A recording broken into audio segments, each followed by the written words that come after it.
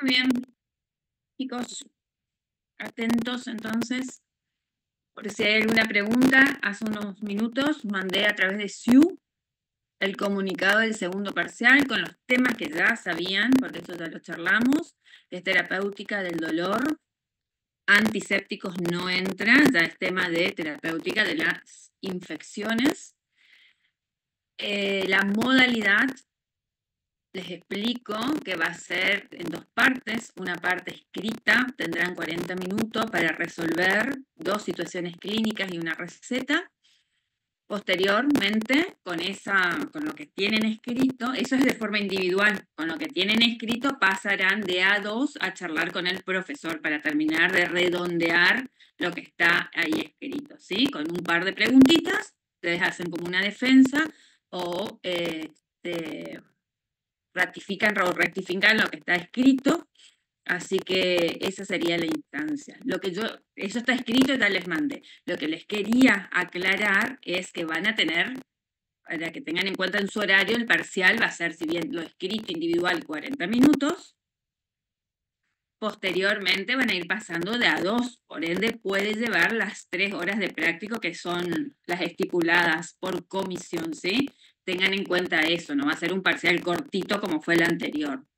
Para disponer el horario, como siempre, el mismo horario de las clases. Lo único que le pido es que estén antes, 15 minutos antes. Entonces los hacemos entrar tranquilos, se sientan, se acomodan y comenzamos el parcial escrito, digamos, la parte escrita de forma puntual. Así no nos vamos demorando más, ¿sí? Eso básicamente. Otra aclaración que me faltó poner en el escrito que mandé, los salones. Las que cursan con la doctora Rea, con la doctora Ramírez, en el mismo salón, ¿sí? En el que cursan hoy en día, o sea, todos los prácticos. Los de doctores Pomarada y Morales, donde rindieron la vez pasada, abajo, en el aula A, en el aula A de acá abajo, de la parte de decanato abajo, ¿sí? En el grande. Ahí 15 minutos antes de su horario. Y a ver, ¿y algo más que tenía que aclarar? Bueno, traigan todos los materiales que le puse también en el mensaje, porque después le falta que la brochadora, que el corrector. Y bueno, básicamente eso, ¿sí? Tienen que practicar cuando van estudiando, justificar, háganse ustedes mismos preguntas, pero ¿por qué esto? ¿Por qué? Y si hay una decisión terapéutica, porque eso me llegó, la cuestión de qué es lo correcto, es difícil determinar qué es o lo único correcto. Sí sabemos un montón de cosas incorrectas que no se deberían hacer o qué precauciones tenemos ante determinadas situaciones. Entonces, si un paciente que tenga tal afección, ahí yo no haría lo que hago frecuentemente. Ese es el juego, de ir desarrollando y afianzando el criterio de selección de medicamentos. No hay uno solo. En lo único que yo le digo, hay un protocolo cerrado, establecido, es en la profilaxis antimicrobiana, donde varias entidades mundiales se reúnen para decir, hay un protocolo. Se usa A, B o C. Así, en ese orden. Después, en general, uno tiene que saber para poder aplicar al caso. Y si uno defiende la toma de decisión o la selección, estaría en el paso adecuado. Después el profesor capaz le hace ver, no, pero te estás olvidando tal cosa. Eso no significa que está todo mal lo que hace, ¿sí? Entonces, cuando van estudiando, se van planteando esas situaciones, justificándose a ustedes mismos, A por tal cosa, B por tal cosa, o C quizás es mejor por tal cosa, o para este paciente nomás, y así. Es como ir sopesando, ¿no?, las ventajas y desventajas ante cada situación. No solo el medicamento, sino en relación al paciente. Así que bueno, ¿alguna pregunta cortita? Porque tenemos que dejar espacio al teórico.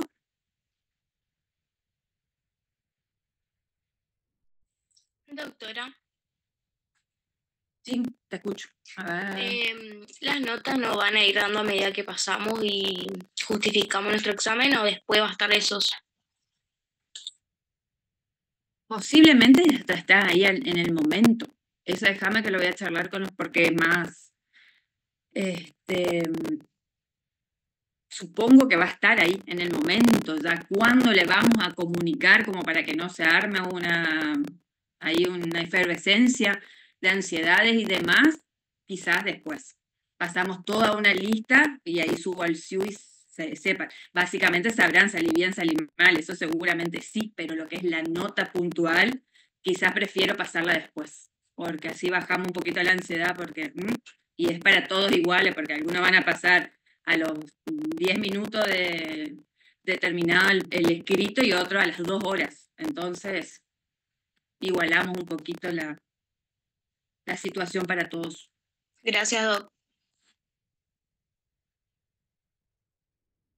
Bueno, chicos, es todo. A ver, recuérdense el salón y que cambian para doctora Pomarada y doctor Morales. El resto está todo escrito. Así que bueno, éxitos y nos vemos el lunes. Te dejo, Leli. Dale, Vivi, gracias. Perfecto. Bueno, chicos, buen día. ¿Cómo están? Bueno, hoy vamos a seguir con la línea de antibióticos. Particularmente este grupo de antibióticos, mientras voy hablando, mientras hago la presentación, ustedes me dicen si se ve bien. ¿Pueden verlo bien? Perfecto. Sí, se ve bien.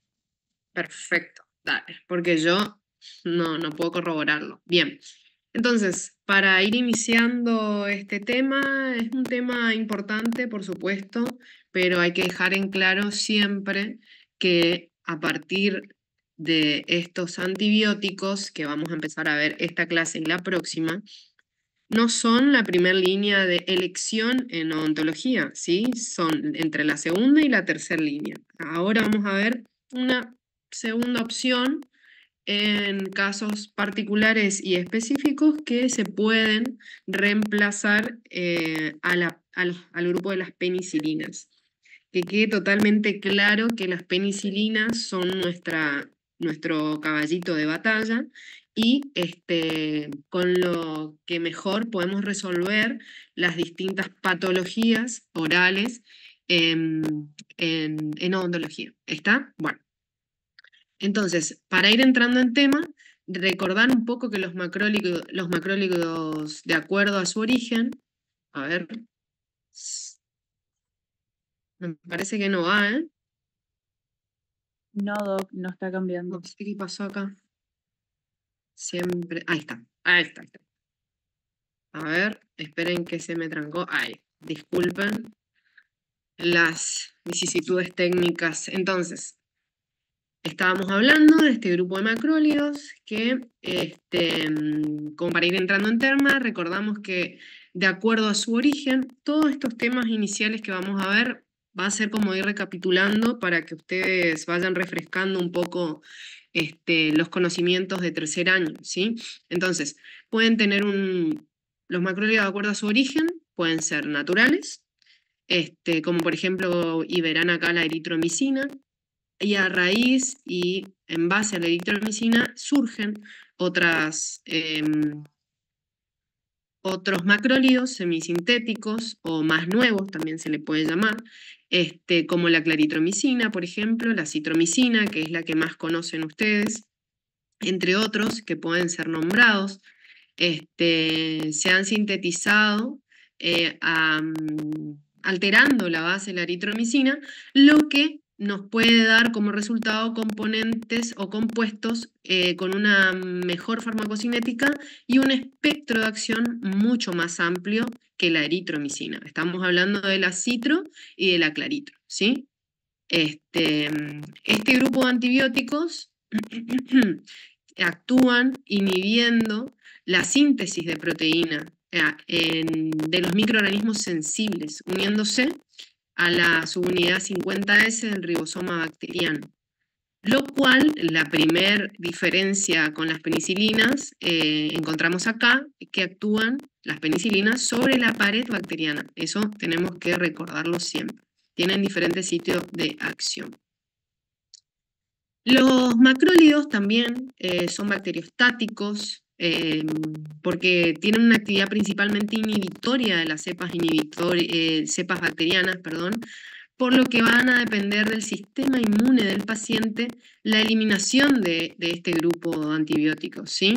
En esos casos, por ejemplo, deberíamos prestar atención a los pacientes diabéticos o con HIV positivo, o también, que es mucho más difícil de detectar, con pacientes con deficiencias nutricionales. En estos casos, todos los pacientes van a estar inmunodeprimidos, ¿sí? Y nos va a dificultar la eliminación de este fármaco. Entonces, en esos casos, podríamos optar por otro grupo. También pueden ser bactericidas, según las diferentes especies bacterianas sobre las que actúan, la fase en la que se encuentran en crecimiento esas bacterias, y también va a depender del tamaño del inóculo bacteriano y la concentración que alcanza el antibiótico en el sitio de acción. Vamos a recordar un poquitito y rápidamente la farmacocinética, empezando con la eritromicina. Tiene una absorción variable.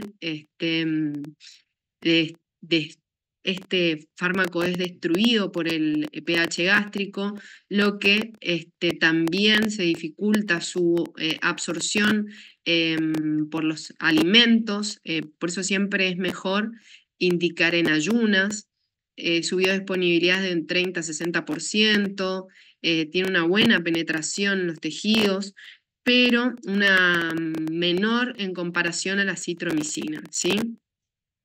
Su vida media desde de 1 hora y media a 2 horas, esto es totalmente diferente también con respecto a la acitromicina, y hasta puede haber 5 horas de vida media en pacientes con anuria. Eso hay que prestar atención, sobre todo al realizar la historia clínica. Su metabolismo hepático es hepático principalmente, inhibiendo las enzimas del citocromo P450. Su excreción es casi absolutamente por bilis y heces y muy bajo porcentaje en orina. Después tenemos a la claritromicina, que al ser el análogo de la eritro, no va a tener muchos cambios, es un poco más estable. Siempre lo que sale después de un fármaco principal, acuérdense, por ejemplo, es solo ejemplo, en los antihistamínicos, que se van mejorando y mejorando y mejorando, ¿sí? Entonces, esta semisintética, la claritromicina y la citromicina, por ejemplo, que es lo que vamos a ver hoy, son un poco más estables en el pH gástrico, ¿sí? Se puede administrar con las comidas, no hay problema. Y después vamos a entrar de lleno con la citromicina, que es la más común de uso odontológico, tiene buena absorción, es menos afectada por los alimentos, debe administrarse con el estómago vacío en lo posible, una biodisponibilidad de más o menos 37 o 40%. Su vida media acá es lo que le diferencia muchísimo con la eritromicina, es de 2 a 4 días. Recuerden eso, por favor, porque de eso va a depender su posología, que lo vamos a ver más adelante. Su metabolismo hepático es mínimo, la eliminación de este fármaco es absolutamente biliar, muy bajito porcentaje en vías urinarias, por lo que nos da la particularidad y la ventaja de que en los pacientes con insuficiencia renal nos permite dar libremente el fármaco sin ajustar su dosis. Eso es importantísimo. Muchísimos estudios recomiendan esa particularidad del fármaco. También debemos recordar que los macrólidos se distribuyen y alcanzan buenas concentraciones en la mayoría de los tejidos y células fagocíticas. Presten atención a eso porque ahora más adelante vamos a charlar sobre ese tema, sobre todo por una de las funciones que tiene, que es importantísimo.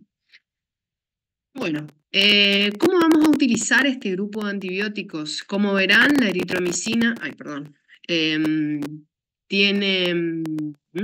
presenta, se me va esto, está muy sensible. Comprimidos, quería mirar acá, entonces de igual manera yo les digo, comprimidos orales de 500 miligramos cada 6 a 8 horas por 7 días, presten atención acá. Suspensiones orales de 250 miligramos por cada 5 mililitros. También hay presentación de ungüentos oftálmicos, gel o solución tópica. La eritromicina no se administra, es importantísimo esto, no se administra por vía intramuscular porque causa mucho dolor, ¿sí? Y cuando es administrada por vía intravenosa, generalmente puede causar flebitis o muchísimo dolor al paciente. En estos casos, por supuesto, un paciente internado, ¿no? Después tenemos la claritromicina. Estas son todas presentaciones en la Argentina. De cualquier manera, las marcas y demás ustedes las van a ir descubriendo a medida que vayamos trabajando, ¿sí? A través de Alfa Beta y, por supuesto, por Kairos. Claritromicina, comprimidos orales de 500 miligramos. Su liberación es prolongada.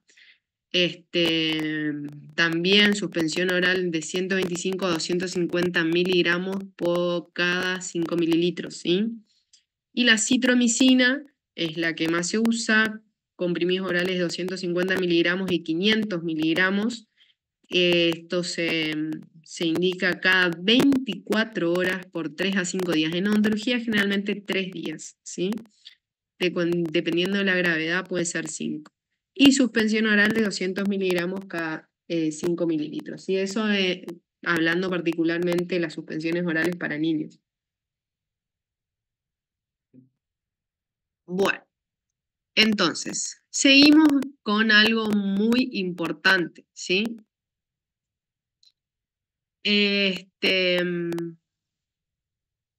Lo importante acá, antes de seguir, es que los macróleos,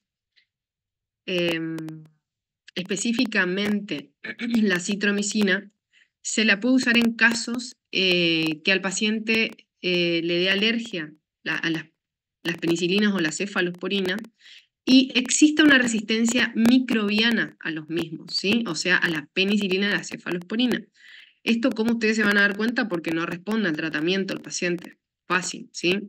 No es la primera línea de elección en tratamientos de abscesos. Esto es importantísimo, chicos, porque en mucha bibliografía ustedes van a encontrar, o sobre todo papers, que la aconsejan para su uso, sobre todo absceso periodontal, absceso dentoalveolar, ¿sí? Porque tienen una débil acción contra bacterias anaerobias. Esto es importantísimo porque la clase que viene vamos a ver un antibiótico específico que actúa específicamente sobre bacterias anaerobias, que es la clindamicina, pero lo vamos a ver en la próxima clase.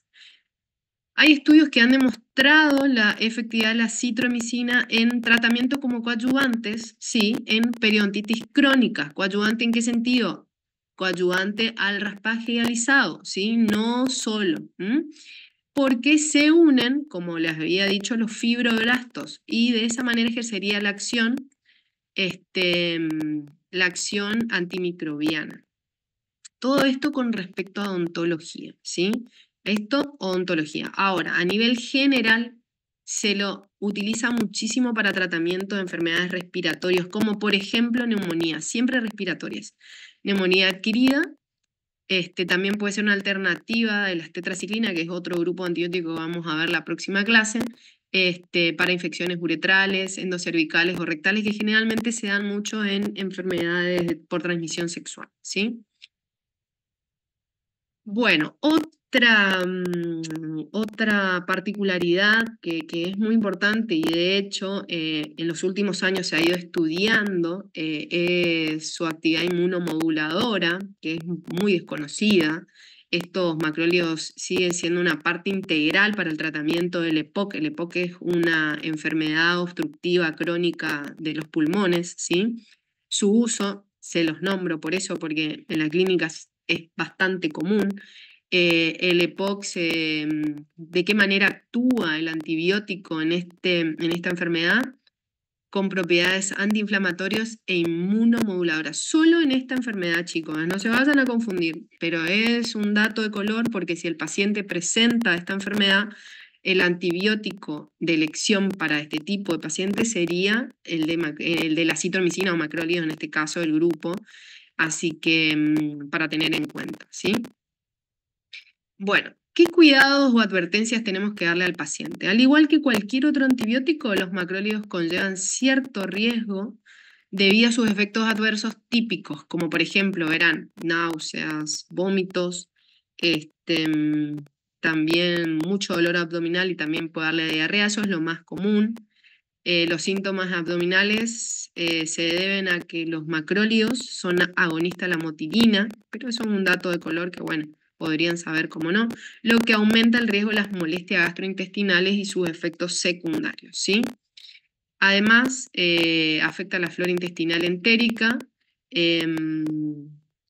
por lo tanto pueden provocar un desequilibrio en las bacterias comensales nativas del intestino y alterar a las bacterias patógenas que tenemos en esa zona, ¿sí? Por lo cual debe controlarse.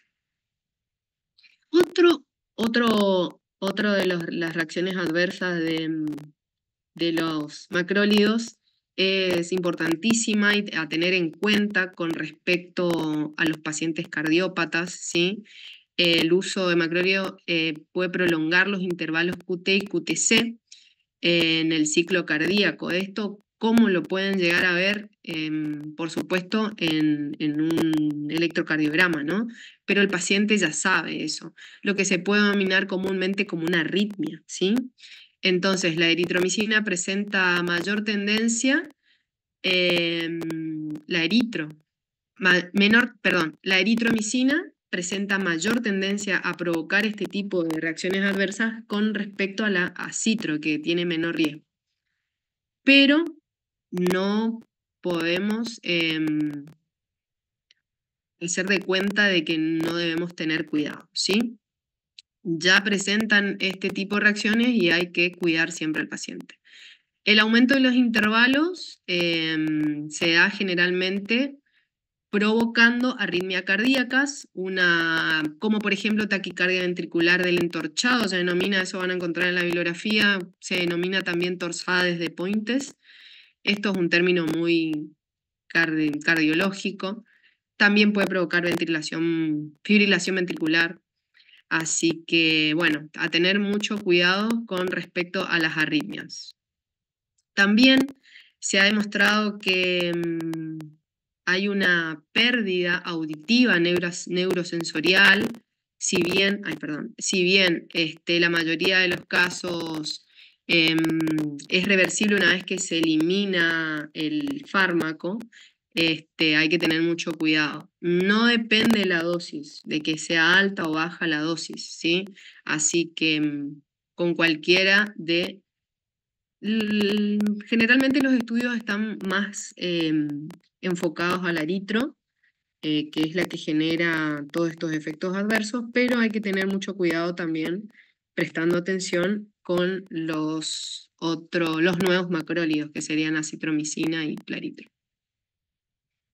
Después podemos, en cuestiones graves, por ejemplo, efectos secundarios graves, el síndrome de Stevens-Johnson, la necrosis epidérmica tóxica, en ese caso también debemos aclarar al paciente que puede tener reacciones alérgicas a nivel cutáneo. Es importantísimo aclarar siempre al paciente para que no se sorprenda, ¿sí? Después nosotros tenemos la responsabilidad de todo. Acuérdense siempre, cuanto más información le dan al paciente, menos problemas por ahí pueden llegar a tener. Disculpen.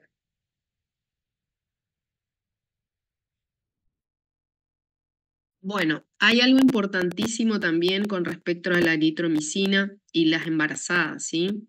Hay estudios que demuestran que también en las mujeres embarazadas aumentan la probabilidad de estenosis pilóricas en los recién nacidos, así que eso es muy importante para evitar su uso en mujeres embarazadas,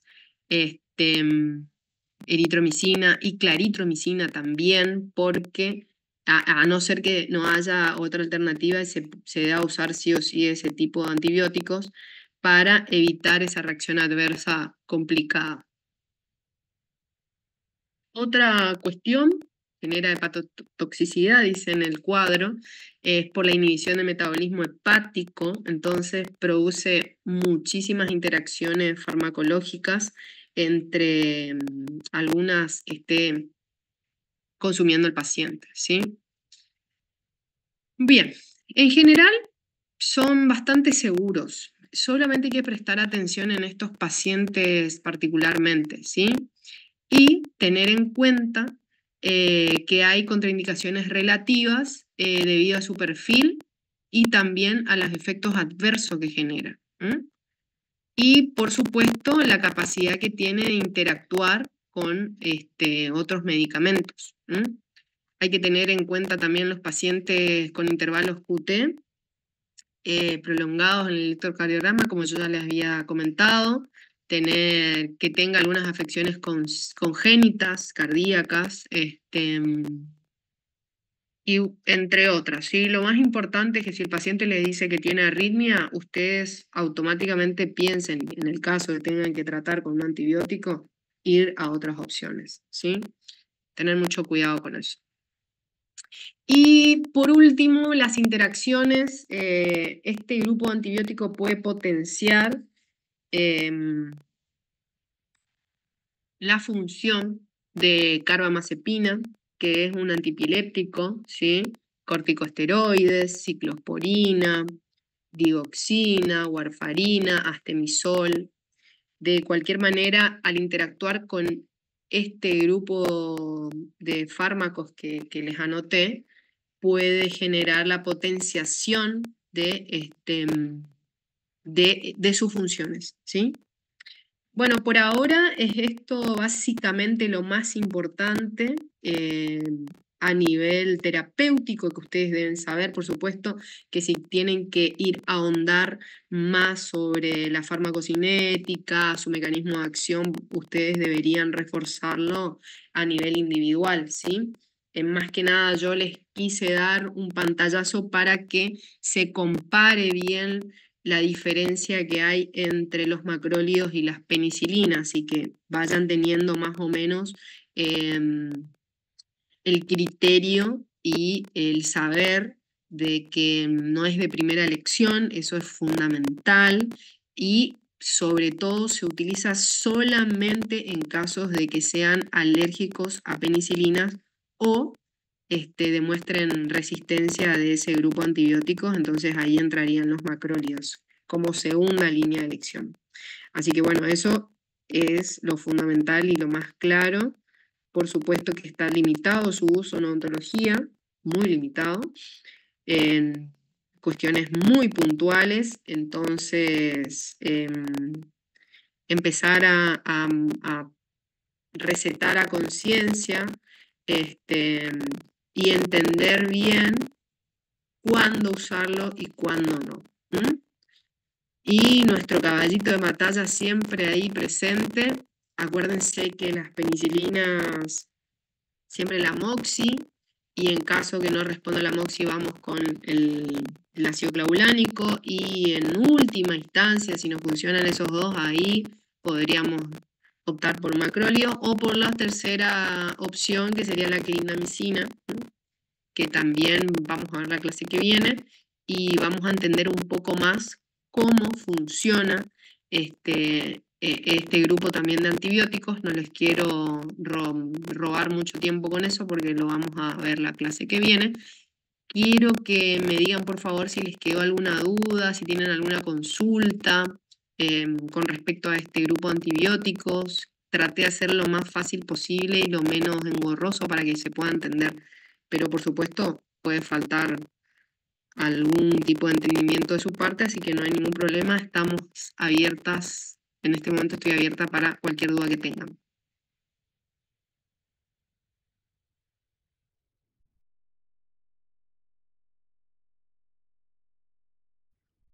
Me entendió bien, profe. ¿Se entendió bien? ¿Hay alguna duda en particular que les pueda surgir? O obviamente lo vamos a charlar en clase de igual manera. También vayan a refrescar, sobre todo el que tiene una débil función anaeróbica, dónde, sobre qué cepa bacteriana es susceptible, qué grupo de cepa bacteriana es susceptible. Yo no le quise poner para no confundirlo, porque eso es bastante... si ustedes van y miran en la bibliografía, van a ver bacterias que están en infecciones respiratorias en su mayoría. Helicobacter pylori también pueden ver que se utiliza la claritromicina para el tratamiento de Helicobacter pylori. También pueden ver Streptococcus pneumoniae. Muy pocas bacterias, muy pocas realmente, orales, ¿sí? Muy pocas. Así que eso estaría bueno que lo vayan viendo y comparando con las bacterias que encuentran en las patologías bucodentales, ¿sí? Si tienen tiempo y les interesaría como para ir aprendiendo un poquito más y ahondar un poco más en los saberes previos microbiológicos. ¿Está? Bueno chicos, si no tienen ninguna duda les agradezco su atención. Nos vemos en la clase. Éxitos en el parcial, a ponerle pilas al estudio. Les mando un abrazo. Gracias, doctora. Gracias, doctora.